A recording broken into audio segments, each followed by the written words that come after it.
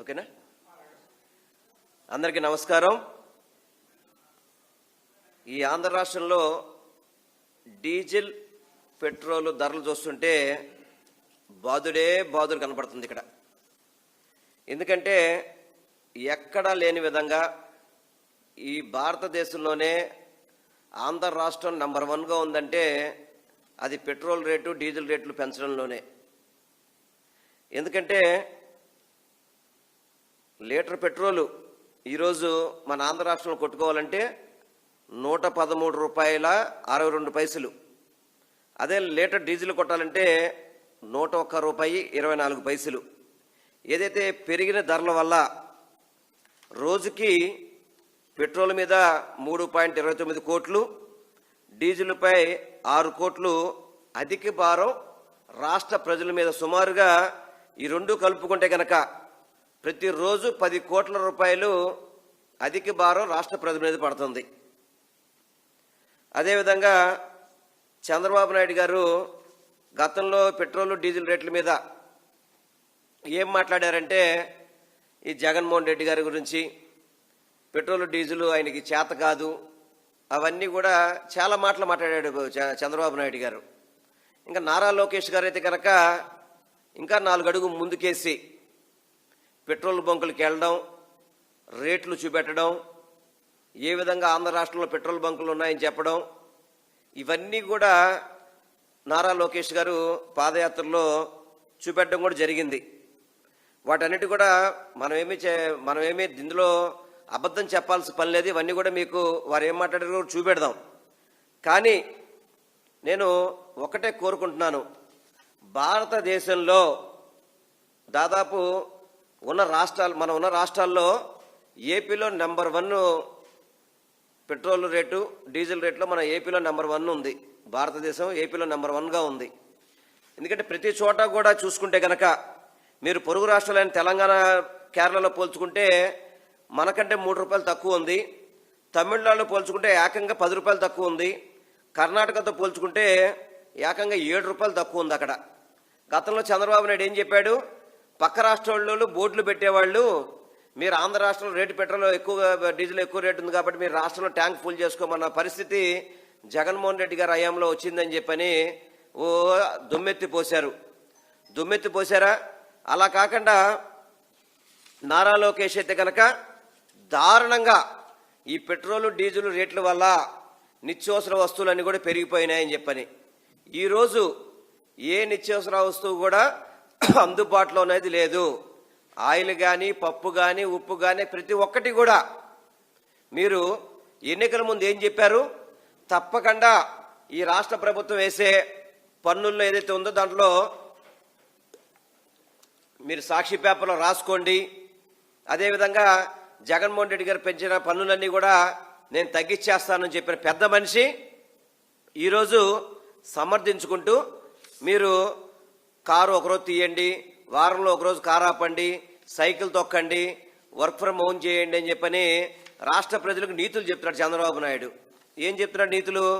మీరు కార్లు తీపాకండి, మీరు ఏదైనా టూర్లు వెళ్ళాలంటే కనుక పూలింగ్ విధానంలో అందరూ కలిసి ఒక కారులో వెళ్ళండి అని చెప్పని నీతి కబుర్లు అయితే బాగా చెప్తున్నాడు. ఆయన ప్రజలకి నీతులు చెప్తాడు తప్ప అతను కానీ అతని కుమారుడు కానీ ఆచరించే పరిస్థితి లేదు. వాళ్ళు ఇప్పటికీ ప్రత్యేక విమానాలే.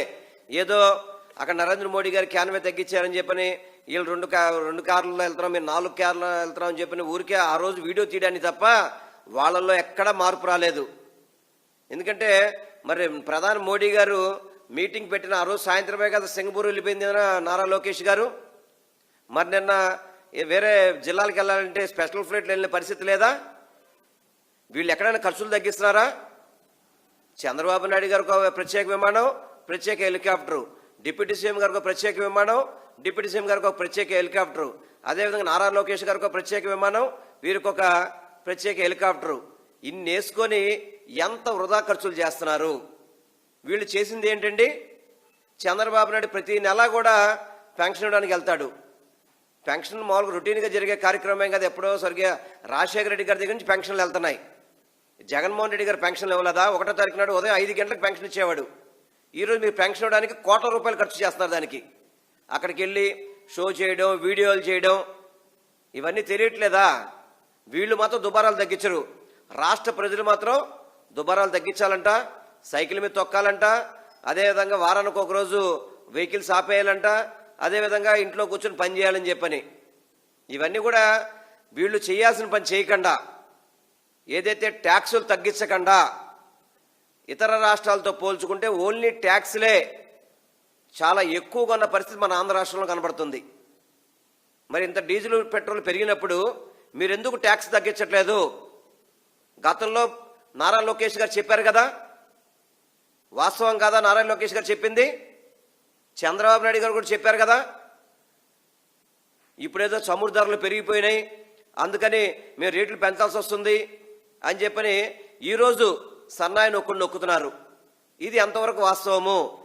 ఎన్నికల ముందేమో ఇష్టం వచ్చినట్టు బాజా భజంత్రులు వాయించారు, మేము వస్తే మేము రేట్లు పెంచాం, ఎట్టి పరిస్థితుల్లో డీజిల్ పెట్రోల్ అదుపులో పెడతాము, ఇంకా తగ్గిస్తామని చెప్పిన పెద్ద మనుషులు ఈరోజు ఆంధ్ర రాష్ట్రంలో పెట్రోల్ 113 రూపాయలు, డీజిల్ 101 రూపాయలు ఉందంటే ఏం సమాధానం చెబుతారు? సమాధానం చెప్పే అవకాశం ఉందా మీకు? ఇంకా పైపెచ్చు నీతి కబుర్లు మీరు ఆపండి.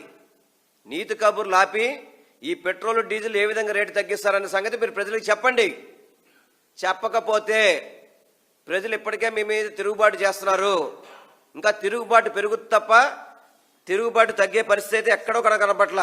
చూసుకుంటే కనుక రాష్ట్రంలో పెట్రోల్ రేటు మీద 31% వ్యాట్ అంట, అదేవిధంగా 4 రూపాయలు ఒక ట్యాక్సు, మరో ₹1 రోడ్ డెవలప్మెంట్ సెస్గా అని చెప్పి ఉంది. అదేవిధంగా డీజిల్ మీద 22.25% వ్యాట్ ఉంది, 4 రూపాయలు ఒక ట్యాక్స్ ఉంది, మరో ₹1 రోడ్ డెవలప్మెంట్ ట్యాక్స్ ఉన్నాయి. ఎందుకు తగ్గించట్లేదు మీరు? 30% ట్యాక్స్ ఉన్నప్పుడు తగ్గించాల్సిన బాధ్యత ప్రభుత్వం మీద లేదా? మీరు చెప్పారు కదా.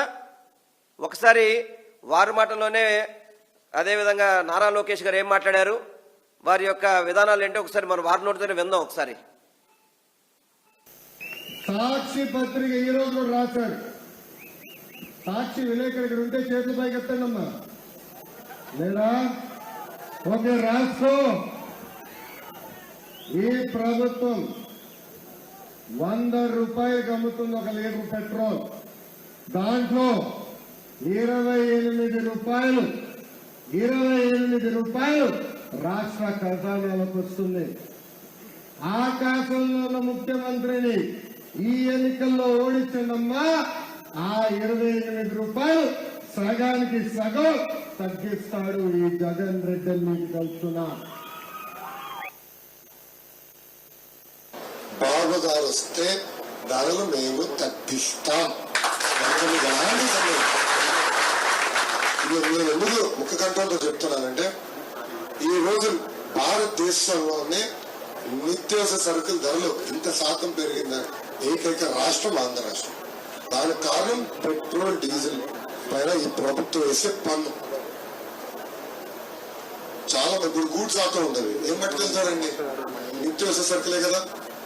వీళ్ళ చేతగాంతనం వల్లే నిత్యావసర సరుకుల ధరలు ఇంత పెరిగింది. సో రేపు అధికారులకు వచ్చిన తర్వాత ఎట్టి పరిస్థితుల్లో మేము ధరలు తగ్గిస్తాం, మీకు పెట్రోల్ డీజిల్ అందుబాటులో తీసుకొస్తాం. మేము అధికారంలో రాగానే ధరలు తగ్గిస్తామని చెప్పని అంత గట్టిగా చెప్పిన వ్యక్తి, ఆ రోజు 100 రూపాయలు లీటర్ పెట్రోల్ ఉంది, దాంట్లో 28 రూపాయలు రాష్ట్ర ఖజానాకి ట్యాక్స్ వెళ్తుంది, దాంట్లో నేను ట్యాక్స్ 50% తగ్గిస్తాను వ్యక్తి ఈరోజు 113 రూపాయలు పెట్రోల్ అమ్ముతారంటే అది బాధుడు కాదా నారా లోకేష్ గారు? కాదా? మీరు చెప్పిన మాటే కదా. 100 రూపాయలు పెట్రోల్లో 28 రూపాయలు ట్యాక్స్ ఉంది, దాంట్లో 50% తగ్గిస్తామంటే 15 రూపాయలు తగ్గి ఈరోజు 85 రూపాయలకి పెట్రోల్ దొరకాల్సింది పోయి 113 రూపాయలు అమ్ముతున్నారంటే ఇది మీ అసమర్థ పరిపాలన కాదా అని చెప్పి నేను నారా లోకేష్ గారిని మాడుతున్నాను.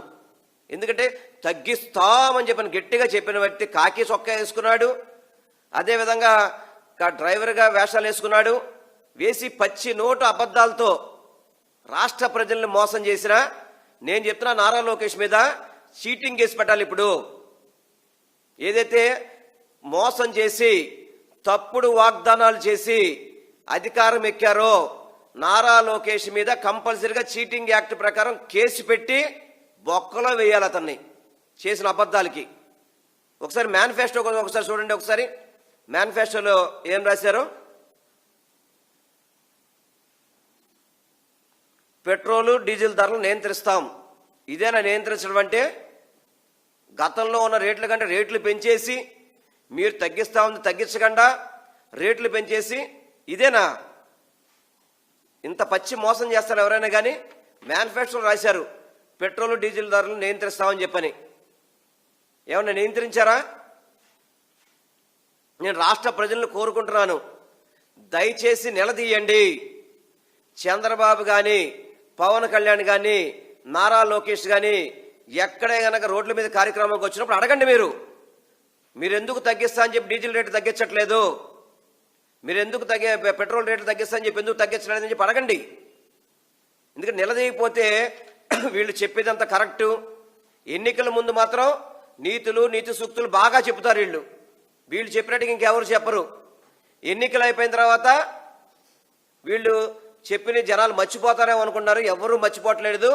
ఈరోజు మీరు ఏ విధంగా బాదుతున్నారో, ఎప్పుడు ఎన్నికలు వచ్చినా కానీ మిమ్మల్ని అందరినీ కూడా రాష్ట్ర ప్రజలు ఓడించడానికి సిద్ధంగా ఉన్నారని చెప్పి తెలియపరచుకుంటే ఇప్పటికైనా కానీ నారా లోకేష్ కానీ, చంద్రబాబు కానీ, పవన్ కళ్యాణ్ కానీ ఏదైతే పెట్రోల్ డీజిల్ రేట్లు అత్యధికంగా పెంచి రాష్ట్ర ప్రజల మీద భారం మోపారో ఆ భారానికి మీ అసమర్థ పరిపాలనే నిదర్శనం అని చెప్పి తెలియపరచుకుంటే ఎప్పటికైనా డీజిల్ రేట్లు పెట్రోల్ తగ్గించాలని చెప్పని వైఎస్ఆర్ కాంగ్రెస్ పార్టీ డిమాండ్ చేస్తుంది.